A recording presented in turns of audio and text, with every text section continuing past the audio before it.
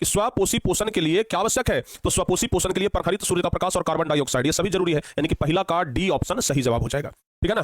हाँ, पहला का डी ऑप्शन सही जवाब हो जाएगा। आगे बताइए आप लोग, दूसरा नंबर क्वेश्चन कह रहा है किसकी उपस्थिति के कारण पौधे का रंग हरा होता है? तो ध्यान रखिएगा, क्लोरोफिल की उपस्थिति के कारण पौधे का रंग हरा होता है। आगे, हाइड्रा में क्या पाया जाता है? तो हाइड्रा में स्पर्शक पाया जाता है, डी नंबर ऑप्शन होगा। आगे बताइए, ग्लूकोज का रासायनिक सूत्र निम्नलिखित में कौन है? तो आप ध्यान रखिएगा, ग्लूकोज का रासायनिक सूत्र है C6H12O6। आगे बताइए, अमीबा में अधिकांश पोषण कैसा होता है? तो अमीबा में पोषण अंतःग्रहण होता है। आगे कह रहा है कि प्रकाश संश्लेषण की क्रिया होती है, यह होती है हरे पेड़ पौधों में। प्रकाश संश्लेषण की क्रिया हरे पेड़ पौधों में होती है, ध्यान रखिएगा। आगे बताइए, अमीबा अपना भोजन कैसे पकड़ता है? तो जवाब होगा कुटपाद के द्वारा। अगला क्वेश्चन है, कौन सा एंजाइम वसा पर क्रिया करता है? तो बाबू लाइपेज नामक एंजाइम जो है वह वसा पर क्रिया करता है। 9वां नंबर क्वेश्चन कह रहा है आयोडीन की कमी से कौन सा रोग होता है? तो आयोडीन की कमी से घेघा रोग होता है। अगला क्वेश्चन है, कवक में पोषण की कौन सी विधि पाई जाती है? तो कवक में मृतजीवी पोषण होता है। अगला नंबर क्वेश्चन, दांतों को साफ करने के लिए दंत मंजन प्रायः कैसा होता है? तो दांतों को साफ करने के लिए दंत मंजन जो होता है वह क्षारीय होता है। अगला बताइए, मृतोपजीवी का उदाहरण कौन है? ध्यान रखिएगा बाबू, गोबर छत्ता जो है वह मृतोपजीवी का उदाहरण है। अगला क्वेश्चन, पौधों में प्रकाश संश्लेषण का स्थान कौन सा है? तो पौधों में प्रकाश संश्लेषण का स्थान होता है क्लोरोप्लास्ट, यानी कि 13 का बी ऑप्शन सही होगा। आगे बताइए, परिशेषिका किसका हिस्सा है? तो परिशेषिका आहार नाल का हिस्सा है, 14 का ए ऑप्शन सही होगा। ठीक है ना? चलिए आगे बढ़ते हैं। अब कह रहा है कि पीत रस का श्राव होता है। बाबू, पीत रस का श्राव कहां से होता है? याद रखिएगा, अगर आपसे पूछा जाए कि पीत रस का श्राव, तो पीत रस का श्राव होता है यकृत से। ठीक है ना? 15 का बी ऑप्शन होगा। यकृत जो कि हमारे शरीर की सबसे बड़ी ग्रंथि है, जिसको हम लोग लीवर भी कहते हैं, याद रखना बाबू। कह रहा है कि गोबर छत्ता है, तो गोबर छत्ता एक मृतजीवी है, 16 का ए ऑप्शन होगा। आगे बताइए, कवक में पोषण की कौन सी विधि पाई जाती है? तो कवक में मृतजीवी पोषण होता है। आगे बताइए, दूध से दही बनने में निम्नलिखित में से कौन सी क्रिया होती है? तो दूध से दही बनने में किण्वन की क्रिया होती है, 18 का बी ऑप्शन। दूध से दही बनने में किण्वन की क्रिया होती है। आगे बताइए, क्लोरोफिल वर्णक का रंग कैसा होता है? तो क्लोरोफिल वर्णक का रंग हरा होता है। अगला क्वेश्चन है कि दांत का कठोरतम भाग इनामेल कहलाता है। बाबू ध्यान रखिएगा, बी ऑप्शन। आगे बताइए, निम्नलिखित में से किससे रंध्र के छिद्र घिरे रहते हैं? तो रंध्र के छिद्र घिरा हुआ रहता है गार्ड कोशिका से। इसका बी नंबर ऑप्शन सही है। आगे बता दीजिए, कह रहा है निम्न में से किस रंग की प्रकाश किरण प्रकाश संश्लेषण के लिए सबसे ज्यादा प्रभावी है? तो प्रकाश संश्लेषण के लिए सबसे ज्यादा प्रभावी रंग है लाल रंग, यानी कि 22 का डी ऑप्शन सही जवाब होगा।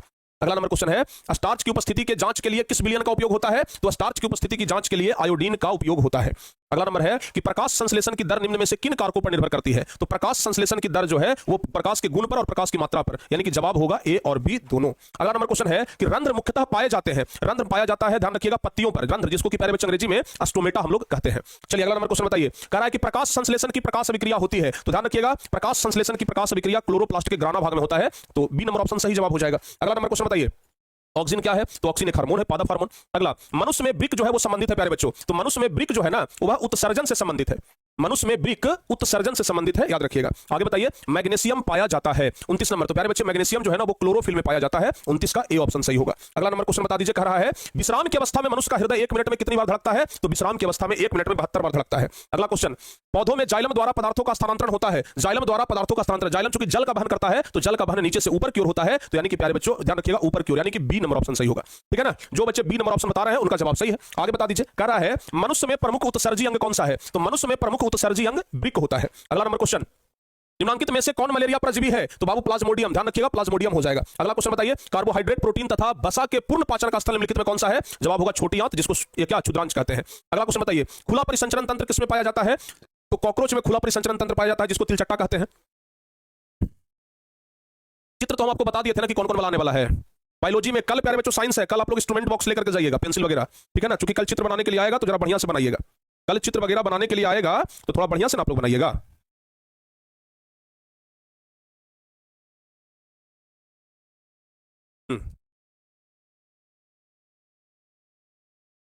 चलिए आगे बढ़े अब। हरे पौधों में पोषण की कौन सी विधि होती है?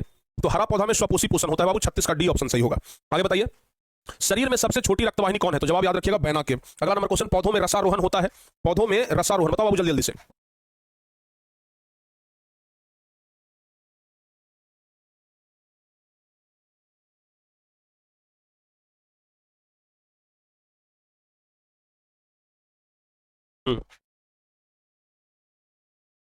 कह रहा है कि पौधों में रसारोहण होता है 38 नंबर। तो याद रखिएगा, पौधों में रसारोहण होता है फ्लोएम में।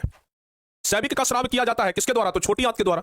सैबिक का स्राव छोटी आंत के द्वारा किया जाता है। आगे बताइए, निम्नलिखित में से कौन एक उभयलिंगी जंतु है? उभयलिंगी जंतु प्यारे बच्चों केचुआ हो जाएगा, 40 का ए ऑप्शन। उभयलिंगी जंतु में केचुआ का नाम आएगा, ध्यान रखिएगा। आगे बताइए, सभी हरे पौधे क्या कहलाते हैं? 41 नंबर। तो याद रखिएगा कि सभी हरे पौधे स्वपोषी होते हैं। 41 का ए ऑप्शन सही होगा। आगे बताइए, मंड परीक्षण के लिए हरी पत्ती पर आयोडीन डालने से पहले पत्ती अल्कोहल में उबाला जाता है। तो मंड परीक्षण के लिए हरी पत्ती पर आयोडीन डालने से पहले पत्ती को उबालना है, मंड को घोलने के लिए, क्लोरोफिल को घोलने के लिए और पत्ती को मुलायम करने के लिए। जवाब होगा इनमें से सभी के लिए, यानी कि 42 का डी नंबर ऑप्शन बाबू सही जवाब हो जाएगा। आगे बता दीजिए, कह रहा है स्लाइड को सर्वप्रथम कंपाउंड माइक्रोस्कोप से देखा जाता है 10x जूम पर, यानी कि बी नंबर ऑप्शन सही होगा। अगला नंबर क्वेश्चन, एक वयस्क मनुष्य के कितने दांत होते हैं? तो प्यारे बच्चों 32 दांत होता है। आगे बता दीजिए, क्लोरोफिल वर्णक का रंग कैसा होता है? तो जवाब होगा हरा होता है। आगे गवाइटर अथवा घेघा पनपता है आयोडीन की कमी के कारण, तो जवाब याद रखिएगा। आगे भोजन का पचना किस प्रकार की विक्रिया है? तो ये उपचयन अभिक्रिया है, सी नंबर ऑप्शन होगा। आगे बता दीजिए, प्रकाश संश्लेषण क्रिया में ऑक्सीजन बाहर निकलता है कहां से? तो जल से बाहर निकलता है। अगला क्वेश्चन, प्रकृति में ऑक्सीजन का संतुलन कैसे बना रहता है? प्रकाश संश्लेषण के द्वारा बना रहता है। अगला क्वेश्चन बताइए, जीवन की एक महत्वपूर्ण विशेषता है? तो जीवन की एक महत्वपूर्ण विशेषता है प्यारे बच्चों वृद्धि करना। अगला नंबर क्वेश्चन, स्वपोषी पोषण होता है किसमें? पौधों में होता है, कुछ प्रोटिस्टा और प्रोकैरियोट्स में होता है, यानी कि ए और सी दोनों हो जाएगा। अगला नंबर क्वेश्चन, ग्रहणी भाग है किसका? छोटी आंत का, याद रखिएगा। अगला नंबर क्वेश्चन बताइए, प्रकाश संश्लेषण कब होता है? दिन में होता है। उसके बाद कार्बन के स्वांगीकरण के लिए ऊर्जा स्रोत है, तो कार्बन के स्वांगीकरण के लिए ऊर्जा स्रोत हो जाएगा सूर्य का प्रकाश, यानी कि सी नंबर ऑप्शन सही होगा। एकदम ऐसे ही धड़ाधड़ क्वेश्चन बताते जाइए, ठीक है ना? हाँ, एकदम बताते जाइए। क्वेश्चन क्या कर रहा है आगे? मानव रक्त के 100 ml में उपस्थित यूरिया की समान मात्रा होती है। कह रहा है कि मानव रक्त में उपस्थित यूरिया की समान मात्रा, मानव रक्त के 100 ml में उपस्थित यूरिया की समान मात्रा कितना होता है? 20 मिलीग्राम बाबू, 20 mg। चलिए बाबू आगे बढ़ते हैं। इनमें से किसकी उपस्थिति के कारण रक्त लाल दिखाई देता है? तो रक्त लाल दिखाई पड़ता है हीमोग्लोबिन की उपस्थिति के कारण। आगे बताइए, कह रहा है कि वसा का पाचन करता है, कौन करता है? तो वसा का पाचन लाइपेज नामक एंजाइम करता है। आगे बताइए, वाष्पोत्सर्जन कैसी प्रक्रिया है? तो वाष्पोत्सर्जन एक भौतिक प्रक्रिया है, याद रखिएगा। अगला क्वेश्चन है, पादप में फ्लोएम संवाहक होता है? तो पादप में फ्लोएम भोजन के वहन के लिए संवाहक होता है। फ्लोएम का काम क्या होता है? भोजन का वहन करना, याद रखिएगा।